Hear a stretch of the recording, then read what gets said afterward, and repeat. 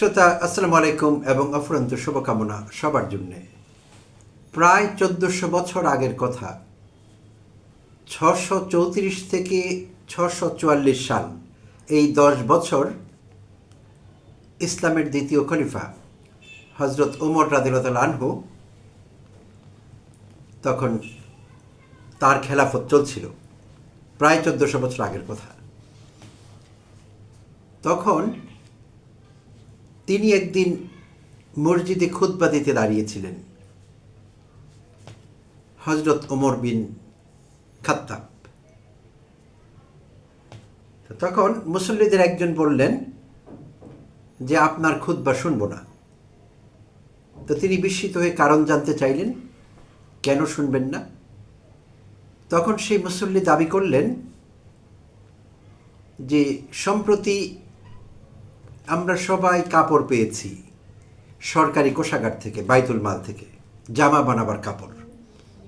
আপনিও পেয়েছেন খলিফা হিসেবে, আমরাও পেয়েছি, এবং আমরা সবাই সমান ভাগ করে কাপড় পেয়েছি। প্রত্যেকটি কাপড়ের সাইজ ছিল একই রকম, কম বেশি ছিল না কারোর জন্য।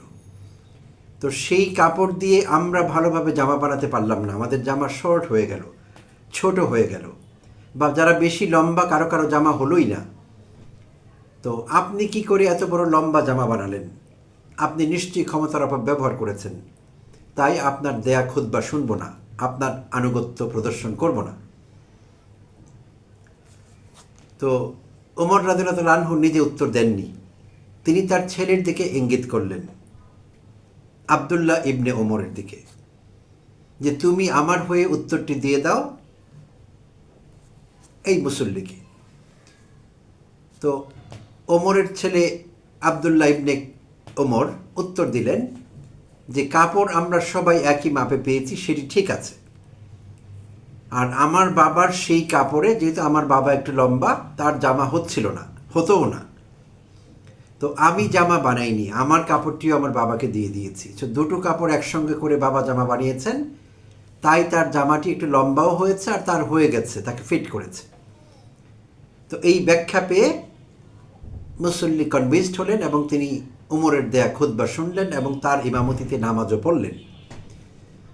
সুপ্রিয় দর্শক শ্রোতা, এইসব বিষয় এখন গল্পের মতোই লাগে আমাদের কাছে, কিন্তু এগুলো একসময় সত্যিই ছিল।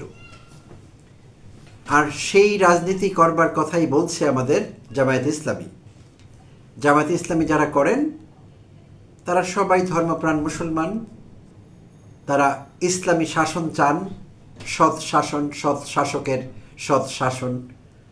তো তাদের কাছ থেকে জামায়াতের নেতৃস্থানীয় যারা আছেন, এখন যারা সংসদ সদস্য আছেন, তাদের কাছ থেকে কিন্তু জনগণের প্রত্যাশা অন্যরকম।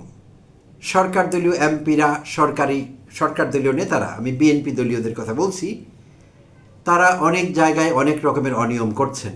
আমরা সেগুলো নিয়ে প্রতিনিয়ত সমালোচনা করছি। আমার চ্যানেলে আমি প্রতিনিয়ত, অন্তত ডেইলি বেসিস, কোনো না কোনো বিষয়ে সমালোচনা করতে হচ্ছে। তো তুলনামূলকভাবে জামায়াতের সমালোচনা করবার জায়গাটি কম পাই। এক দুবার পাইনি তা না, সেগুলো করেছি, আর করতে হবে। প্রিয় দর্শক শ্রোতা, আমাদের আনকন্ডিশনাল লয়্যালটি কারো প্রতি, কোনো দলের প্রতি থাকবে না। কোনো দল বা ব্যক্তি কিংবা কোনো সংসদ সদস্য ভালো কাজ করলে আমরা প্রশংসা করব, আর মন্দ কাজ করলে আমরা সেটির সমালোচনা করব। এটি চলতে হবে, চলতে থাকবে। সো কারো মন খারাপ করবার কিছু নেই, কারণ আমি বহুদিন জামায়াত নিয়ে কথা বলি না। জামায়াত যারা করেন তাদের অনেকে আমাকে ফলো করেন, আমার চ্যানেলে তারা সাবস্ক্রাইবার্স আছেন। তাদের মন খারাপ হতে পারে যে আমি জামায়াতের বিরুদ্ধে কথা বলছি। না, আমি কারো বিরুদ্ধে কথা বলছি না, আমি কিছু সত্য, কিছু ফ্যাক্টস তুলে ধরছি, যা অনেক সময় তেতও হতে পারে। তো মূল আলোচনায় আসি। প্রিয় দর্শক শ্রোতা, গতকাল শুক্রবার সামাজিক যোগাযোগ মাধ্যমে একটি সরকারি মঞ্জুরিপত্র, যা ইস্যু করা হয়েছিল বাংলাদেশ সচিবালয় থেকে, নড়াইল 2 আসনের সংসদ সদস্য জামায়াতে ইসলামী দলীয় জনাব আতাউর রহমান বাচ্চুর অনুকূলে সেই মঞ্জুরিপত্র ইস্যু করা হয়েছিল বাংলাদেশ সচিবালয় থেকে। আর সেটিতে নড়াইল 2 আসনের সংসদ সদস্য তিনি, আর যেই আসনটি নড়াইল সদর উপজেলার একাংশ এবং লোহাগড়া উপজেলা নিয়ে গঠিত।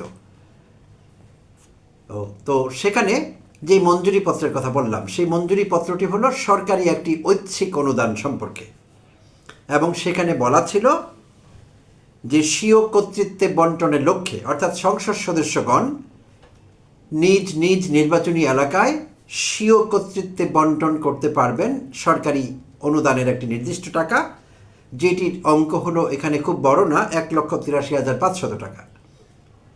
তো সেই টাকা সংসদ সদস্যরা তালিকা পাঠাবেন সচিবালয়ে, কাদের মধ্যে বন্টন করতে চান, কারা ডিজার্ভ করেন, কারা নিডি, সেই তালিকা অনুযায়ী মঞ্জুরিটি হয়ে থাকে সচিবালয় থেকে। তো তার ক্ষেত্রেও সেটি ঘটেছে। 21 জনের একটি তালিকা তার সেই মঞ্জুরি পত্রে দেখা গেছে, যেটি সামাজিক যোগাযোগ মাধ্যমে ছড়িয়ে পড়েছে। 21 জনের একটি তালিকা তিনি পাঠিয়েছিলেন, আর এই তালিকায় 21 জনের নামের সঙ্গে তাদের ঠিকানা, তাদের বাবার নাম এবং তাদের জন্যে প্রতি জনের জন্য কত টাকা মঞ্জুরি আছে নামের এগেনস্টে, সে অঙ্কটিও লেখা আছে। তো তেমন একটি মঞ্জুরি পত্রের কথা বলছি।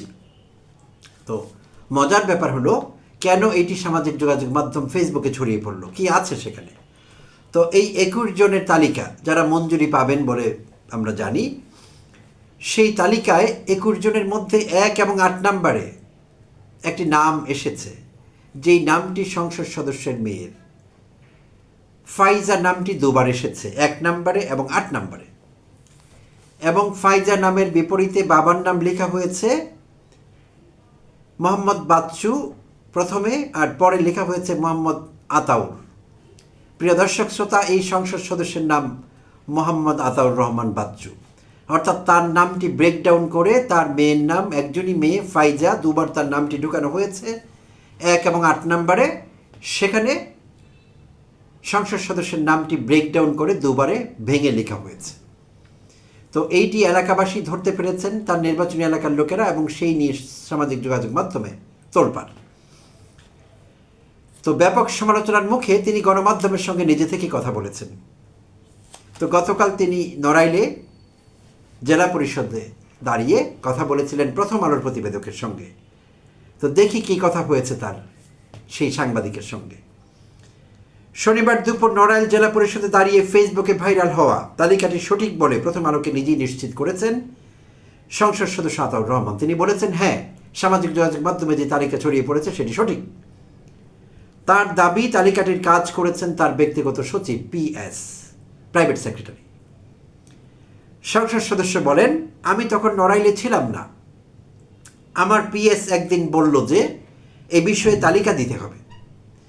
আমি বলেছিলাম সব ইউনিয়ন থেকে নিয়ে তালিকা নাও।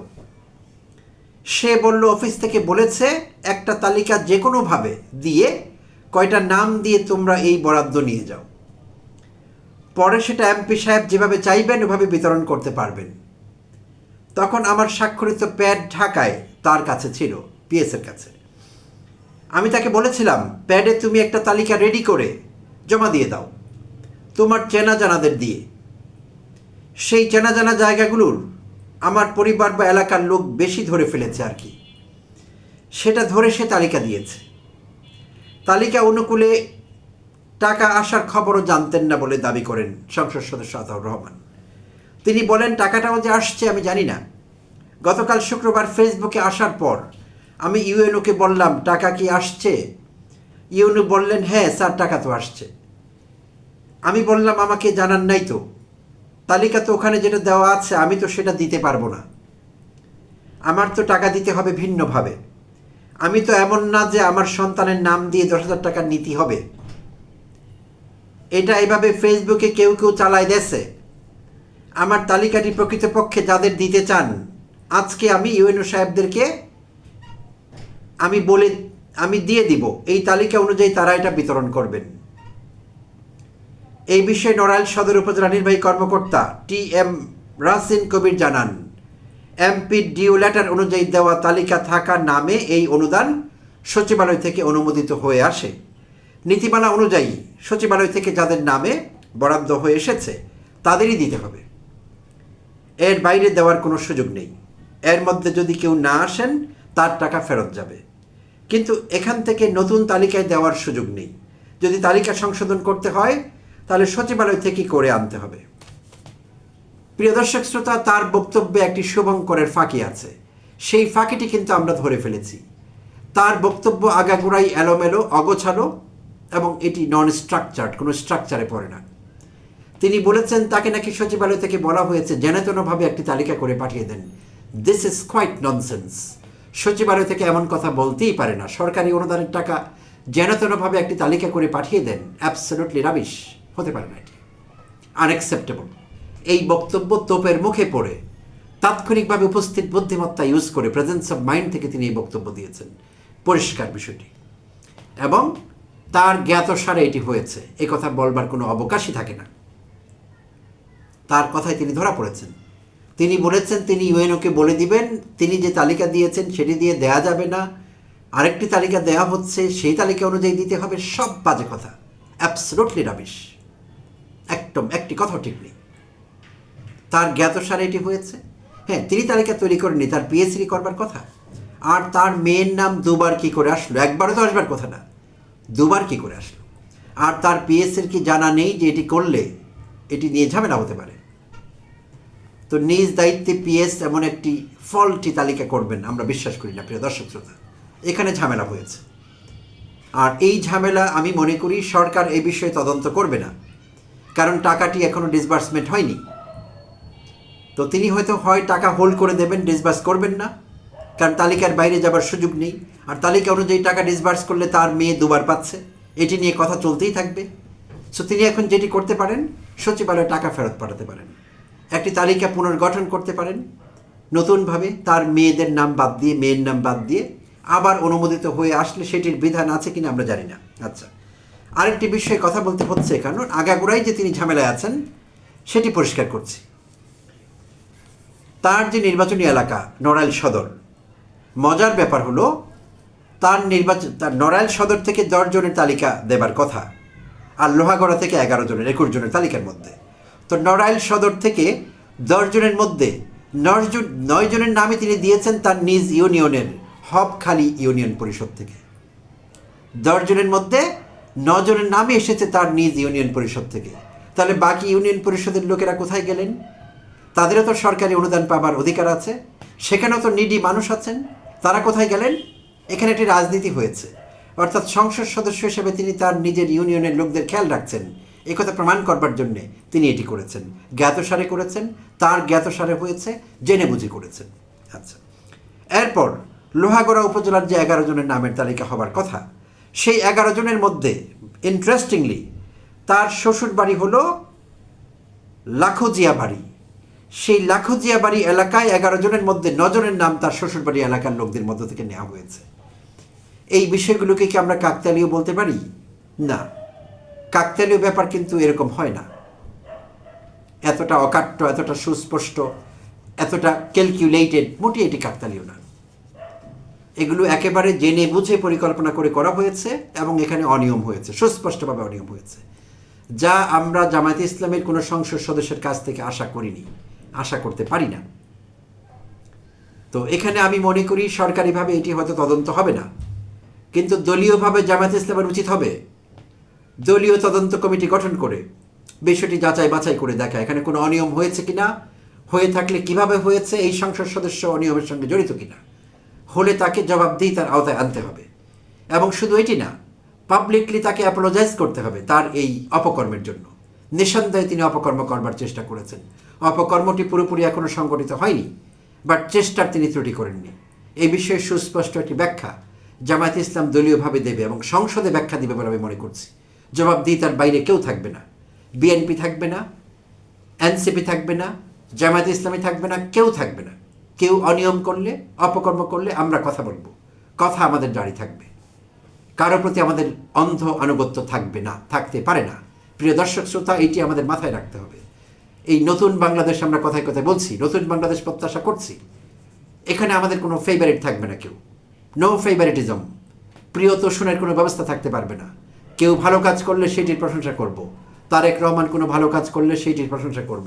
মোটেই এমন হতে পারে না যে প্রধানমন্ত্রী একটি ভালো কাজ করেছেন প্রশংসা করতে পারবো না, বিএনপির কোনো সংসদ সদস্য একটি ভালো কাজ করেছেন প্রশংসা করতে পারবো না, মোটেই এরকম না। কথা হবে issue by issue, point by point.